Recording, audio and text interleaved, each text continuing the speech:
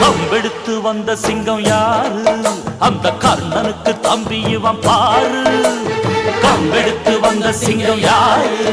அந்த கர்ணனுக்கு தம்பி இவன் பாரு. சின்னவர ஜெயிச்சவங்க யாரு?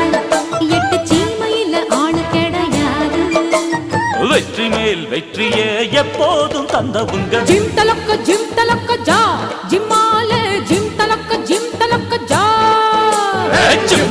ஜிம் தலக்கு ஜா ஜும்மாலே ஜிம் தலக்கு ஜா.